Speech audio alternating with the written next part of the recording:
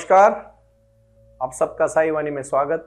मेरे प्रिय आत्मन, भारत के सभी साई के भक्त और हर दिन नित्य नियम से साई वाणी सुनने वाले मेरे परम मित्र, आज साई वाणी को प्रारंभ करते हुए मुझे बड़ी खुशी है और मैं एक ऐसे मोड़ पे पहुंच चुका हूं जहां मुझे पूरे विश्व से लोग जुड़ रहे हैं। कुछ ऐसी बातें होती है कि जो बातें बहुत महत्वपूर्ण होती है। साईं बाबा के जीवन में बहुत सारे लोग दान धर्म करते हैं और करना भी चाहिए, लेकिन उसके लिए नम्रता होनी चाहिए और वो एक सादगी होनी चाहिए कि ना कि अहंकार होना चाहिए। कहते हैं बहुत बार कि कभी कभी ये हाथ से दान किया तो ये हाथ को पता नहीं होना चाहिए। मैं ध्यान और क्रिया सिखाते समय बहुत खुश हूँ, बहुत आपसे जुड़ा हूँ। मेरा आपका हृदय का नाता हो चुका है और जब भी मैं कुछ कहता हूं तो मुझे बड़ी खुशी होती कि जीवन में बहुत सारी ऐसी चीजें हैं जिनको आप धन्यवाद देना चाहते हो। जो भी हमें जीवन मिला है वो किसी का है, वो भगवान का है और हम आत्मा और परमात्मा की बातें जो करते हैं वो हमारे सहृदय से होने वाली बातें हैं। इसलिए मैं बहुत शांति के साथ आज कहना चाहता हूं कि साईं बाबा ने अपने जीवन में क्रांति लाई। साई वाणी को मैं आज थोड़ा विस्तार में आपको समझाना चाहता हूं मेरे इस साई ध्यान में और साई वाणी में। आप ठीक से समझिए ये प्रयास क्यों है और इस प्रयास करने का मकसद क्या है। पूरा विश्व आज एक दूसरे के साथ झगड़ रहा है।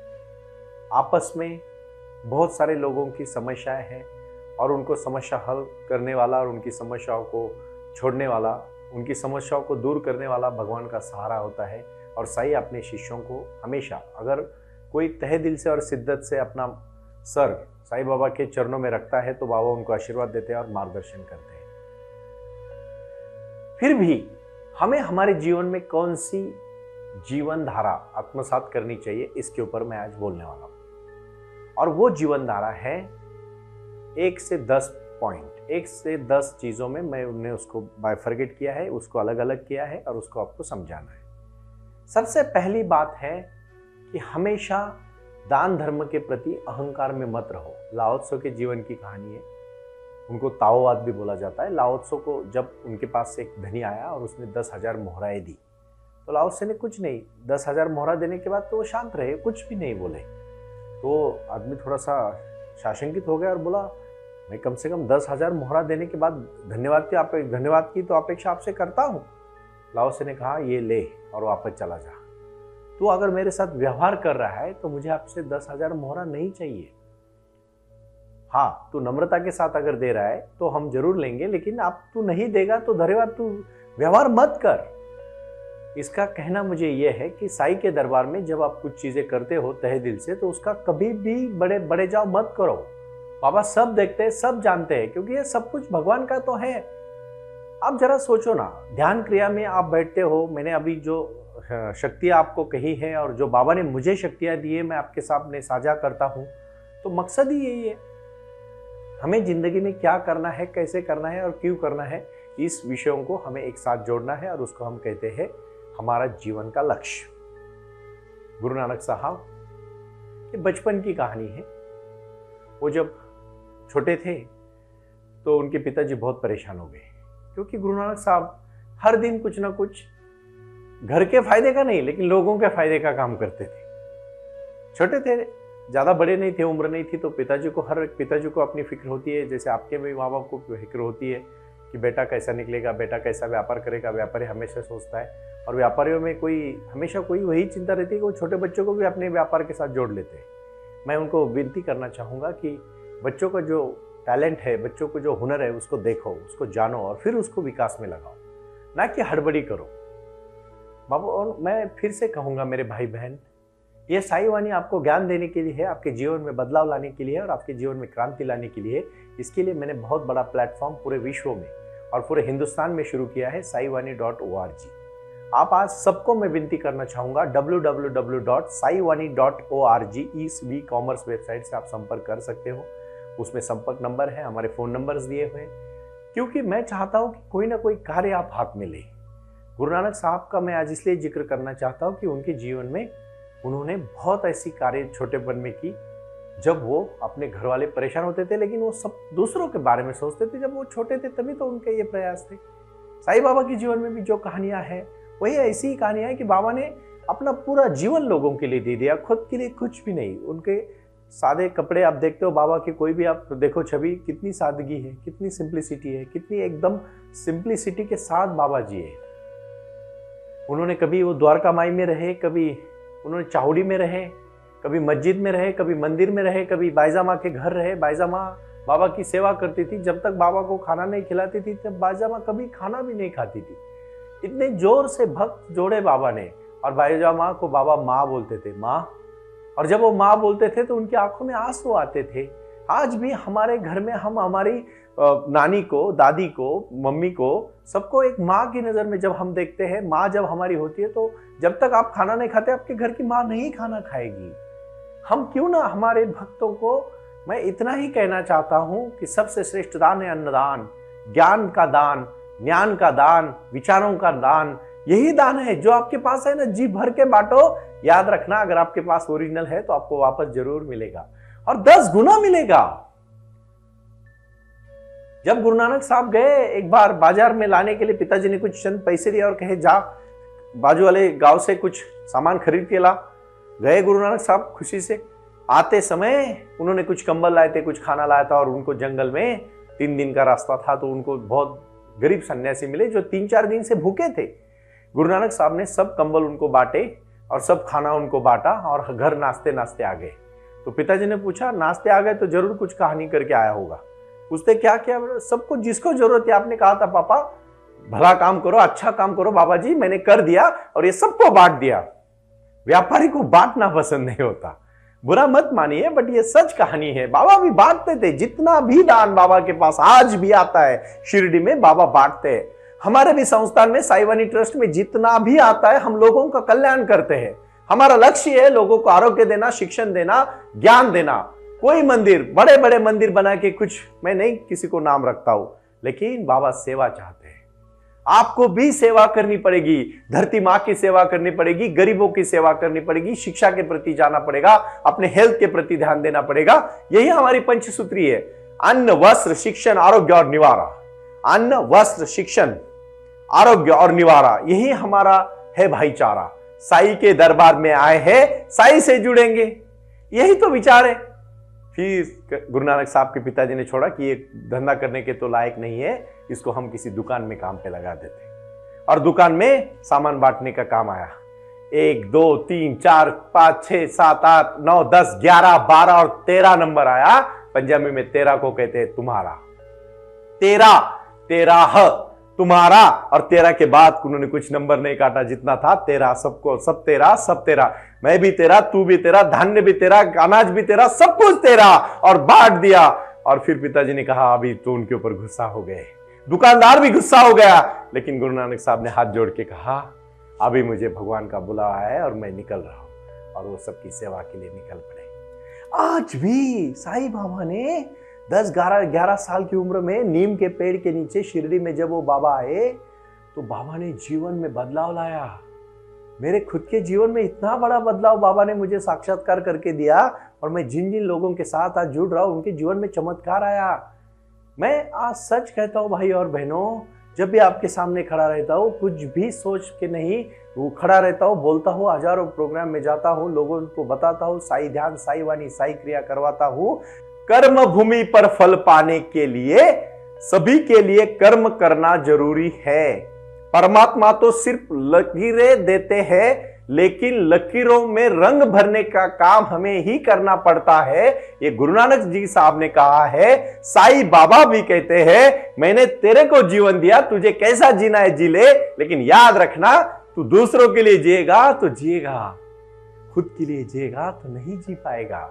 बहुत लिमिट, बहुत मर्यादित समय तू जी पाएगा, लेकिन जब दूसरों के लिए जिएगा भाई तो तेरा जीवन बदल जाएगा। आज हमें यही सोचना है। पूरे विश्व से मुझे कहना है, सबको अपील करनी है मुझे कि साईं बाबा के जीवन में आपको जुड़ना है, आपको कार्य करना है अभी। और ये कार्य कौन सा है? अपने ही परिवार में, अपने ही परिसर में, अपने ही साम्राज्य, अपने घर के बाजू में, अपने जिले में, अपने तालुका में, अपने गांव में, आपके शहर में, अपने राज्य में, अपने देश में और अपने विश्व में संसार को जीतने के लिए, जीतने से पहले स्वयं को, विकारों को, अपने को विजय पाना है और यही हमारी आवश्यकता है। साईं बाबा कहते हैं भाई तेरा जीवन बदल जाएगा लेकिन तू विकारों पे पहले जीत ले, यही हमारा लक्ष्य है।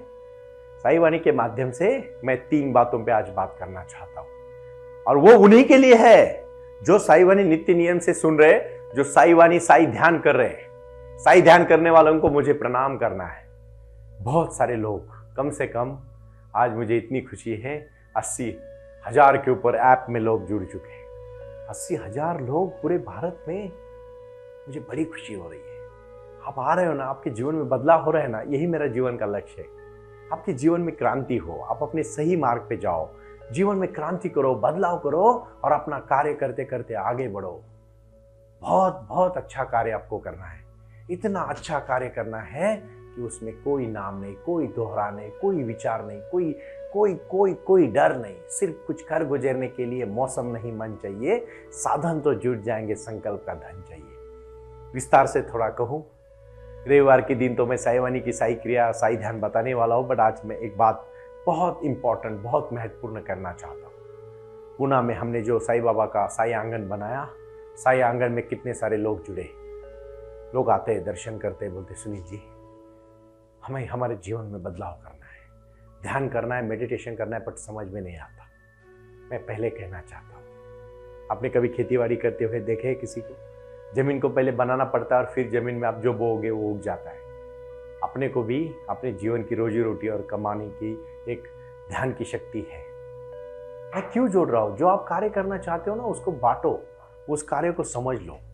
साईवाणी.com मतलब साईवाणी.org आप जीवन में क्रांति ला रही है। आपको पता है साईं वाणी में सबसे पहला कार्य आ रहा है अपना प्रोडक्ट, दूसरा कार्य आने वाला है आपकी सर्विस सेवा, और तीसरा कार्य आने वाला है अपनी कला को एक अपॉर्चुनिटी, एक चांस, एक संधि, एक बहुत अच्छी उपलब्धि मिलने वाली है और इसको आपको आगे लेके जाना है। साईवाणी.org से जुड़ के एक ऑर्गेनाइजेशन बढ़ाना है जो सबकी ऑर्गेनाइजेशन है।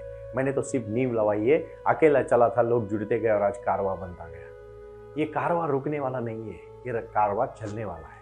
इसलिए मैं कहता हूं, यदि लोग भगवान द्वारा दी गई दौलत का प्रयोग सिर्फ खुद के लिए मतलब करेंगे, खजाने में रखेंगे, तो उसका वो शव की तरह बन जाएगी।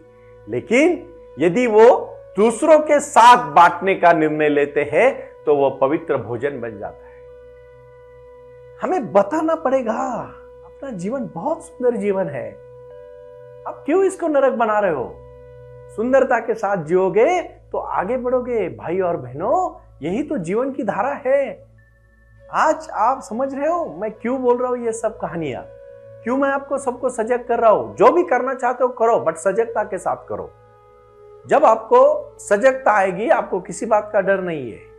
और काम, क्रोध, मेद, मत्सर, लोभ, अहंकार को भगाना है जिंदगी से, योगासन करना है। आप कहोगे सुनील जी आप हमें एक एक चीज समझा रहे हो और बहुत सारी चीजें हम कर नहीं पा रहे हैं। हम पहले साईं वाणी, मैं पहले कहूंगा ये क्रम है, ये 10 क्रम ले लो, जीवन बदल जाएगा। ये नारा मैंने दिया है स्वदेशी का, ये नारा मैंने दिया है भारत भूमि का विकास करने का, ये नारा मैंने दिया है साईं के आशीर्वाद का, और ये नारा मैंने दिया है जीवन में बदलाव लाने का। ये जीवन में बदलाव जरूर आएगा। अगर बदलाव लाना चाहते हो तो शांति के साथ काम करना सीखो। मुझे आप पहले वचन दे दो। आज सबसे पहला वचन कबीर महाराज के बारे में मैं कहना चाहता हूं। कबीर ने अपने पूरे जीवन में क्या काम किया? टोपी बुनने का काम किया, क्योंकि उन्होंने कहा था मैं मर जाऊंगा तो मेरी कब्र में मेरे टोपी बुनने का पैसा लगा देना। सच्चाई के साथ उन्होंने काम किया, जो भी किया लोगों को सेवा की, लोगों से पैसा नहीं कमाया। हम भी ये साईं वाणी का कार्य हमें हमारे लिए नहीं कर रहे हैं। मैंने पहले ही कहा है, मेरे व्यापार, मैं हाईकोर्ट में वकालत करता हूं, मैं हजारों लोगों से मिलता हूं, बट मैं जब साईं वाणी करने लगा हूं तो मुझे बड़ी खुशी हो रही है। मैं आपके जीवन में बदलाव ला रहा हूं। आज कितने मेरे भाई बोलते हैं सुनील जी आपको सुनने के बाद एक नई शक्ति मिल जाती है, हमें कुछ करना है सुनील जी, हमारे पास शक्ति है, मेहनत है, लगन है, सच्चाई है, हमें मार्ग दिखाइए, और इसलिए मैंने साईवानी.org को शुरू किया है। वो आप ही का ही काम है, आपका ही प्रोडक्ट उसमें रहने वाला है, आप ही खरीदने वाले हो, आपको ही फायदा होने वाला है ना। मुझे उसमें कोई बहुत निजी मेरा कोई उसमें इंटरेस्ट या कोई मुझे बहुत कुछ बड़ा करने के लिए नहीं, आप लोगों को मुझे बड़ा करने के लिए मैंने व्यासपीठ दिया है। यह आध्यात्मिक तौर पर तो चलेगा, अभी कुछ दिनों के बाद जो लाइव प्रोग्राम जो होंगे वो सब आप सुनोगे, हजारों करोड़ों लोगों में मैं जा रहा हूं, बीच बीच में लोगों से जाके मैं जुड़ रहा हूं। फिर से कहना चाहता हूं, आपको सबको शांति के साथ कार्य करना पड़ेगा। ये कार्य को आपको मद्देनजर रखते हुए कलाकारों के साथ जुड़ना पड़ेगा, और यही कला आप सबके जीवन को बदलने की कला है। ये सब कला अपने लक्ष्य को पाने की कला है। इसके लिए मैंने आज बहुत नम्रता के साथ कहा है, कबीर महाराज का ये दोहा मैं आपके सामने बोलना चाहता हूं। इसको आप ठीक से समझ लीजिए, क्योंकि ये बहुत महत्वपूर्ण है जीवन के लिए। और क्या है इसका संदेशा? ये संदेशा है, अपने जीवन में साईं बाबा ने कहा है, सबका मालिक एक, श्रद्धा और सबूरी, प्रारंभ करो और जारी रखो, और साईं वाणी और साईं ध्यान। यही तो पूरा लक्ष्य है, यही तो जीवन है, और यही तो क्रांति है। ये क्रांति को मैं कहना चाहता हूं, और इस क्रांति के लिए मैं आप सबको एक ऐलान करना चाहता हूं कि आज आप हमसे जुड़े और अपने जीवन में बदलाव लाए। आप आए, हमसे जुड़े। मैं फिर से विनती करना चाहूंगा, 9604191919, 9604050607 दोनों नंबर से आप संपर्क करें, हमसे जुड़े, आपकी समस्या हमें भेजें, हमें फोन करके आपकी समस्याएं बताएं। जब तक हम आपके शहर में नहीं आते तब तक आप वहीं रह के अपने जीवन में कार्य करें। और शिरडी में गुरु पूर्णिमा के दिन हम एक बहुत बड़ा, हमारा एक जो भी विचारधारा के साथ जो लोग जुड़ रहे हैं उनको मैं एक सबके लिए एक प्रोग्राम, एक साईं बाबा का एक दिन का हम साईं वाणी का कार्यक्रम कर रहे हैं। सबको आना है, लेकिन मैं फिर से कहना चाहता हूँ, आओ, जुड़ो और अपना कार्य शुरू करो। इसी को हम कहते हैं जीवन का लक्ष्य होना चाहिए साईं वाणी सुनना और जीवन में बदलाव लाना। यही मैं कहना चाहता हूँ। प्रणाम।